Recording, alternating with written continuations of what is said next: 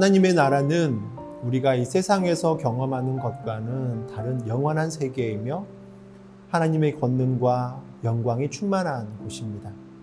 성경에는 하나님의 나라에 관한 이야기와 약속들이 담겨져 있습니다.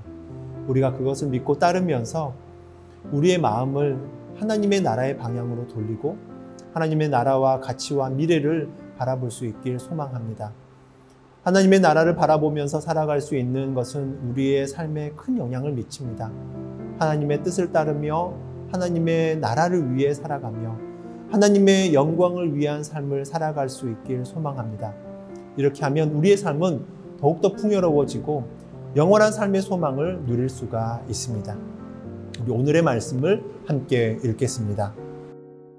그때에 사람들이 예수께서 안수하고 기도해 주심을 바라고 어린 아이들을 데리고 오매 제자들이 꾸짖거늘 예수께서 이르시되 어린 아이들을 용납하고 내게 오는 것을 금하지 말라.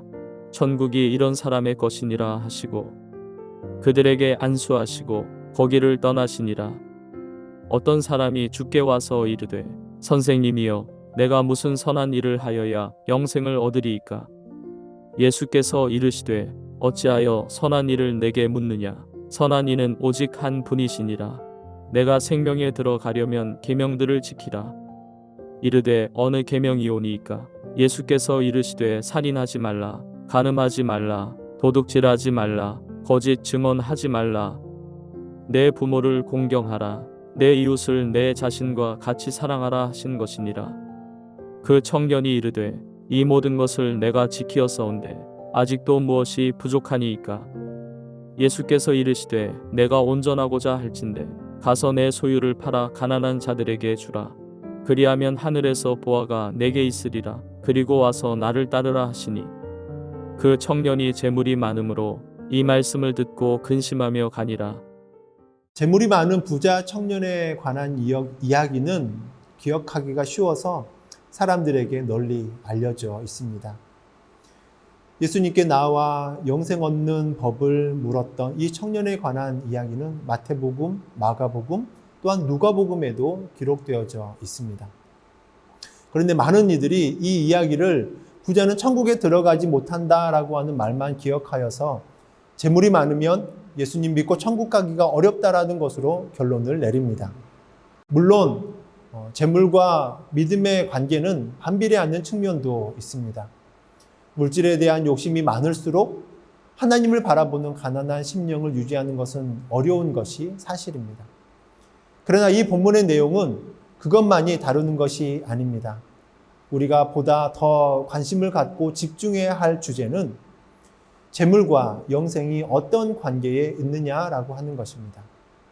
우리는 재물에 대한 소유가 아닌 재물에 대한 사용을 통해서 우리에게 영생이 있는지를 확인할 수가 있습니다. 오늘 본문의 이야기는 이렇게 시작합니다. 16절에 보면 선생님, 내가 영원한 생명을 얻으려면 무슨 선한 일을 해야 합니까? 라고 묻습니다. 부자 청년이 예수님을 찾아와서 물었던 것은 영생을 얻는 절차나 방법 같은 것입니다. 어떻게 보면 이 청년은 좋은 아파트에 살고 있는 사람이 그것보다 더 좋은 아파트에 어떻게 입주할 수 있는지를 묻는 우리의 이웃과도 같습니다. 아마도 청년은 자신이 가진 재물로 이 세상의 많은 것을 누리다 이제는 그 일들이 어느 정도 식상하여서 지금보다 더 나은 삶을 찾는 것으로 비춰집니다. 그리고 그런 그에게는 달콤한 아이스크림과 같은 교훈을 먹을 생각만 있었지 쓰디쓴 탕약과 같은 교훈은 전혀 기대하지도 않았습니다. 영생을 얻기 위해서 어떤 수고나 어려움, 희생도 감당해야 할 준비가 이 청년에게는 전혀 되어 있지 않았습니다. 이런 모습이 바로 예수님을 찾아온 부자 청년의 실상인 것입니다. 이 청년은 예수님께 나와 영생 얻는 법을 물었습니다. 그가 이해하는 영생이란 자신이 지금 누리고 있는 그것보다 더 나은 행복과 만족, 예수님과 함께하는 참된 평안이었습니다.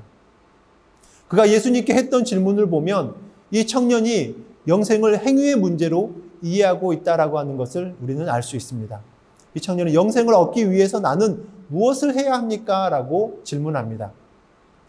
그는 영생을 바리새인들처럼 율법과 규례를 지키는 관점에서 생각하고 있었던 것입니다. 그래서 어떤 율법을 잘 지키면 그것으로서 하나님의 신망을 얻어서 천국에 들어갈 수 있을 것이다 라고 믿었던 것입니다. 그는 분명 은혜의 종교에 대해서는 아무것도 모르는 상태였습니다. 예수님은 그런 잘못된 관점을 올바른 관점으로 변화시키고자 하셨습니다. 예수님은 청년이 이해할 수 있게 계명을 지키라 라고 했습니다. 17절에 보면 어찌하여 너는 나에게 선한 일을 묻느냐? 선한 분은 한 분이다. 내가 생명에 들어가기를 원하면 계명들을 지키라 라고 말씀합니다. 예수님은 행위를 통해서 그가 은혜를 알고 영생의 비밀에 접근하기를 바라셨던 것은 아닙니다. 예수님께서는 이 청년에게 말씀하신 이 계명 모두를 지키라 라고 하십니다. 그러면서 자신에게는 아직도 영생을 얻기 위해서 부족한 것이 무엇이냐고 묻습니다. 그러나 아직 그에게는 마땅히 알아야 하고 그가 다다르지 못하는 어떤 것이 있었습니다. 그렇기에 예수님께서는 21절에 보면 온전하여질 때 너가 완전한 사람이 되려고 하면이라고 말씀합니다. 내가 온전하고자 할진대 라고 말씀하는 것이죠. 청년의 행위는 아직 우리 주님이 보시기에는 온전하지 못했던 것입니다. 부족함이 있는 모습이었습니다. 예수님께서는 청년이 자신의 행위를 통해서 부족함을 알고 하나님의 은혜를 깨닫기 원하셨던 것입니다. 그래서 소유를 팔아서 가난한 이웃들에게 나눠주라라고 했던 것입니다. 그러나 이야기 속 청년은 예수님께서 소유를 팔아 가난한 자들에게 나눠주라라고 할 때에 자신이 그 말을 지킬 수 없음을 알고 근심하며 떠나갔습니다. 율법을 완벽하게 지켜 흠이 없는 줄 알았던 자신의 그 모습에 실망하고 돌아섰던 것입니다. 그는 자신을 이웃과 같이 사랑하지 못했던 것입니다. 어쩌면 그는 여기서 하나님께서 주시는 영생을 얻는 것이 자신의 행위로는 어떻게 할 수 없음을 깨달았을 것입니다. 영생은 하나님께서 주시는 것이고 사람은 주신 것을 받을 뿐입니다. 인간의 행위로는 결코 하나님을 온전히 만족시켜 드릴 수가 없습니다. 구원은 오직 은혜로 받는 것입니다. 구원받고 영생을 누릴 수 있는 사람들은 재물이 있어도 소유하는 것보다 사용하는 것에 더욱더 큰 가치를 압니다. 그렇기 때문에 구제든 선교든 헌금이든 아까워하지 않는 것이 그들의 특징입니다. 이러한 특징은 우리들이 영생을 가져야 할 그런 하나님을 닮았다라고 하는 하나의 증거로 보여줄 수가 있는 것이죠. 우리 영생을 하나님께서 주셔야만 합니다. 오늘 하나님께서 주셔서 영생을 누리는 하나님의 백성들은 하나님의 특성을 담는 모습이 있습니다.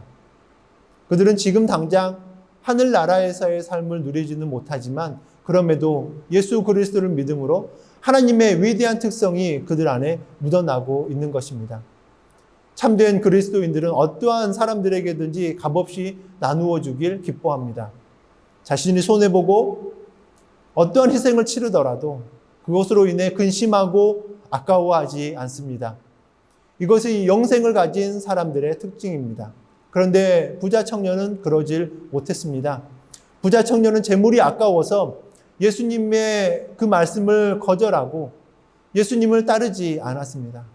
참된 그리스도인은 하나님이 보여주신 그리스도를 통해서 나누어 주신 영생을 가진 사람들입니다.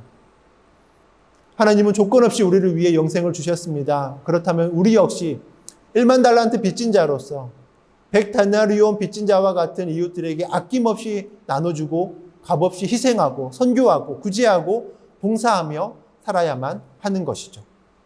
우리 함께 기도하겠습니다. 사랑의 하나님, 주님께 받은 사랑 너무나도 크고 값없이 받은 영생이 너무나도 귀합니다. 우리 그것을 온전히 누리면서 살아갈 때에 하나님께서 허락하여 주신 정말 놀랍고도 귀한 이 은혜의 선물들을 우리 함께 나누며 함께 전하며 살게 하여 주시옵소서. 그 영생의 가치를 우리가 온전히 깨닫게 하여 주셔서 그 무엇보다도 귀한 것임을 알아갈 수 있는 우리의 모습이 되게 하여 주시옵소서. 예수님의 이름으로 기도합니다. 아멘.